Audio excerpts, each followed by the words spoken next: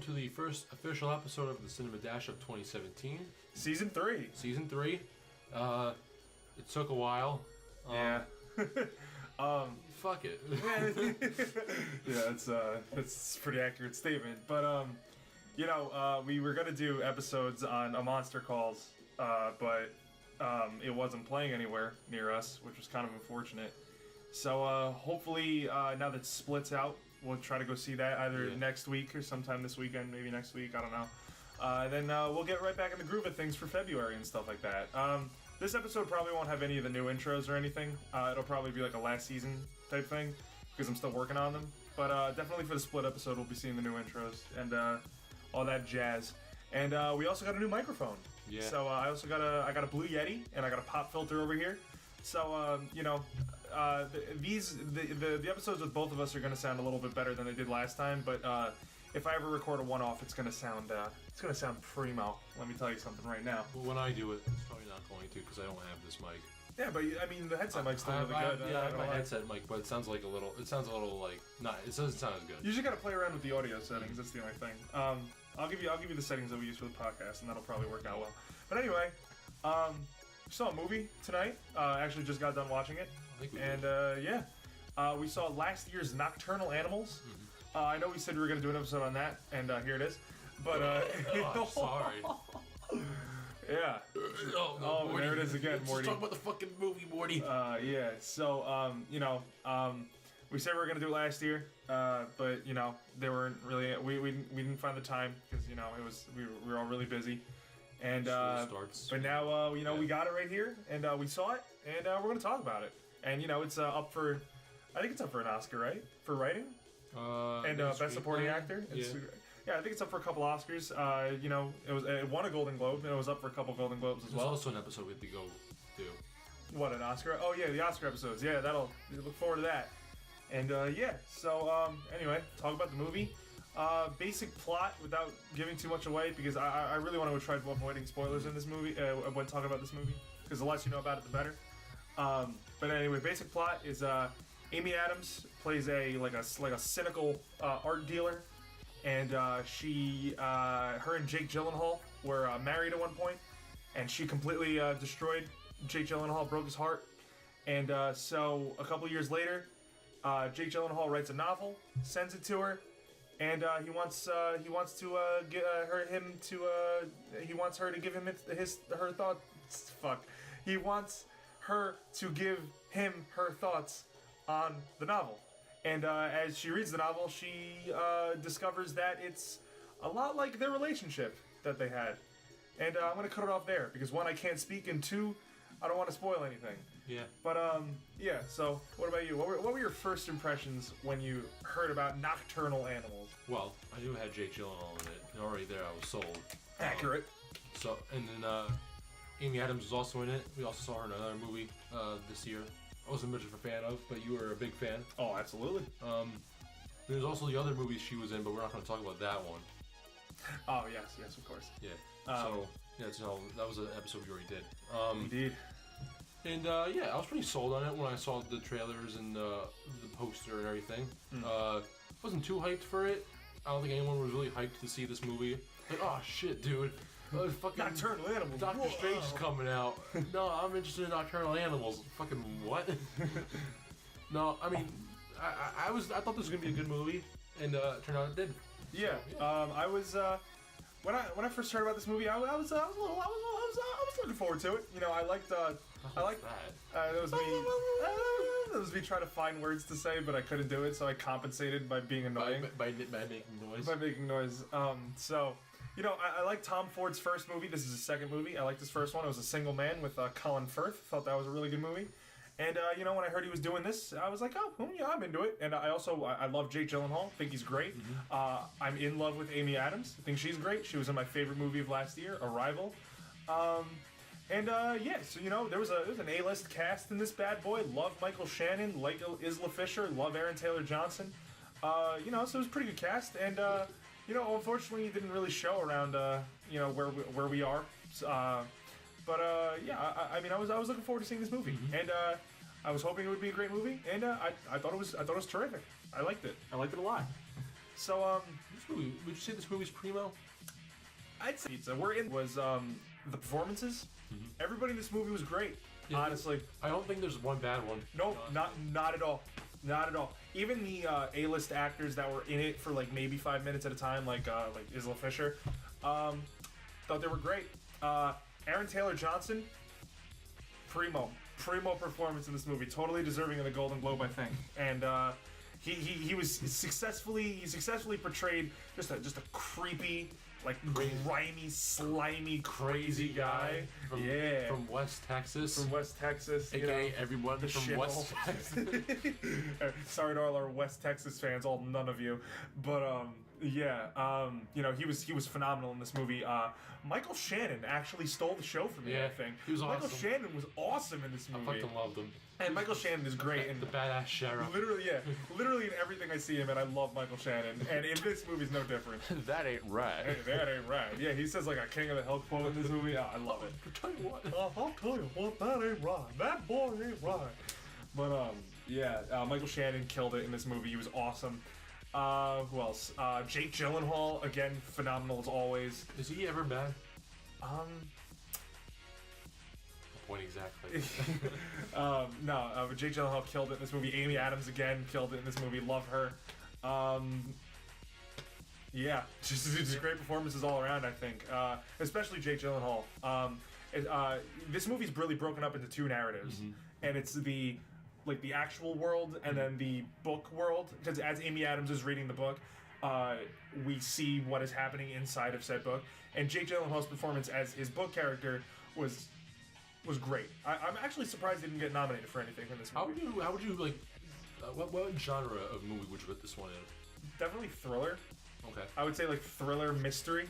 Well, no, maybe not mystery, but definitely thriller. It's a thriller. Yeah, totally thriller. Kind of like noirish at points too. But definitely I categorize it as a thriller. But Jake Gyllenhaal was great in this movie. All performances great. Well, what'd you like? What did I like? Well, Jake Gyllenhaal, like you said, probably my favorite male actor ever. So I'm a big fan of him. Big man crush on him. Not as big of a man crush as you with Ryan Gosling. Oh, well, see, with Ryan Gosling, we don't need to go into that. Like I wouldn't fuck Jake Gyllenhaal like with Ryan Gosling, but still. That's just another story for another day. What did I like? I liked shit, what do I like in this movie? This whole fucking I just like how they jump between narrative and I noticed that the transition between both narratives was super smooth. You could see that if any other person or if an inexperienced director were to do this, it could be really, really sloppy. But Tom Ford really has a lot of control over how he transitions between the real world and the narrative and the book world. So I really appreciated that. Yeah. It was really seamless. Absolutely. You knew exactly when they were making going to transition. Almost perfect transition, I would say. Yeah, especially when events that happen simultaneously within the book world and the real world. For instance, at one point there's a gunshot, and then it transitions back into the real world when a bird slams against a window. So at the same time, those two things happen, and they transition back and forth.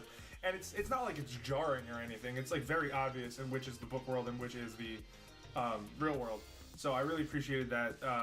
It was a really seamless transition. What else? What else do I like about this movie? The lesser known actors and actresses in this one kind of are also very good, I think. It's kind of tough because for as much as we're going to try and talk about this movie, I don't think there's a lot to say about this movie.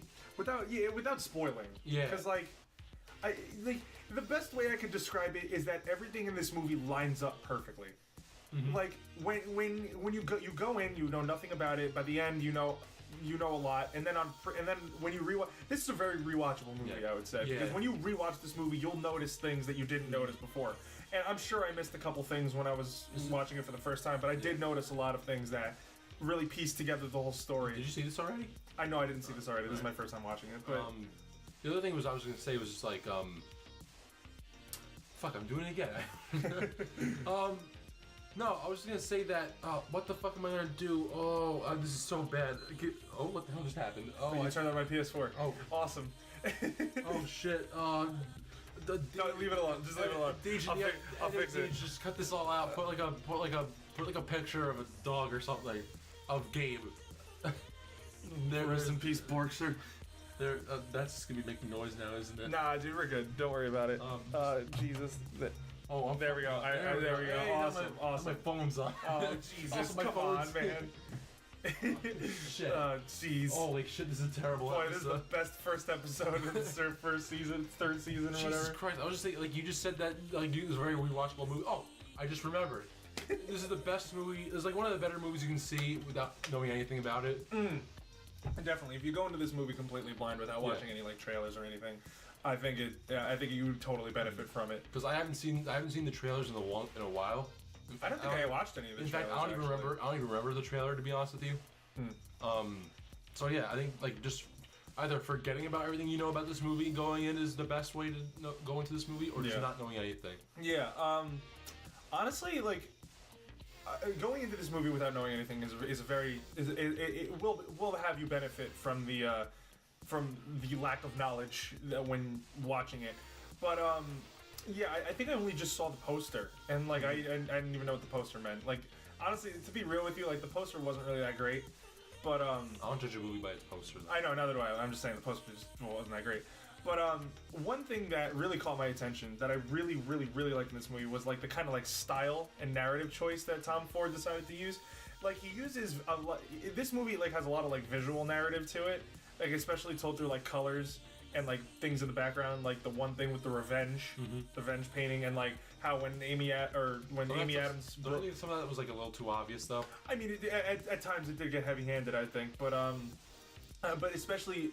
I really liked the one thing that really caught me was like when Amy Adams like broke Jake Gyllenhaal's heart, like he was shrouded in red light, like the color of like rage and passion and stuff like that, which I thought was really cool. And then it immediately cut to the book world where Jake Gyllenhaal's book character was covered in red and stuff like that, rage and passion. I just like the use of colors in this movie, and definitely the framing of things, like when Amy Adams saw like the paintings and stuff like that and how they relate to the book and stuff like that. Just everything about the real world and the book world just transitions seamlessly, and there's really no better way I think Tom Ford could have done it, honestly. I mean, sure, I think the writing was a little off in some parts. It was on and off. It was on and off for me too. Which is funny because a movie about a guy who's a writer. Yeah. It's just that really brings me to my only complaint, honestly, about this movie is just that the writing was kind of on and off at some points. And some of the stupid decisions that characters make also. Like, there's this one part where... It's kind of spoiling, though. Yeah, it's just two certain characters are held in a position that is beneficial to the main characters, and someone fucks it up. Yeah. Like, that's all I'm going to say. But it's just so dumb the way he does it. And it just took me out of the movie for a little bit, honestly. Those were dumb. I thought some of the metaphors in this movie were also kind of heavy-handed. Yeah, some of the symbolism does get a little heavy-handed, but for the most part, it's kind of subtle, but not too subtle. It's not subtle to the point where it'll go completely over your head, but there are times when it's just like Tom Ford is just literally handing you these symbols on a silver platter saying, check this out. This is what this means. This is what this means, and so on and so forth. Did we ever figure out Armie Hammer was in the movie? That was Armie? I think it was Armie Hammer. Let's do a little behind-the-scenes action, shall we? You go to Armie Hammer. Nocturnal Animals. Yeah, I'm just going to go on the Wikipedia cast list. And I have to say, another thing that I kind of liked about this movie was the ending, after I read what it meant. It was Armie Hammer, look at that. Anyway, I did like the ending after I figured out what it meant. I should probably have read that. So that was cool. Nah, don't worry about it. But you could pause it and I can read it real quick. Nah. Don't worry about it. I'll explain afterwards. But it's like the ending was really good.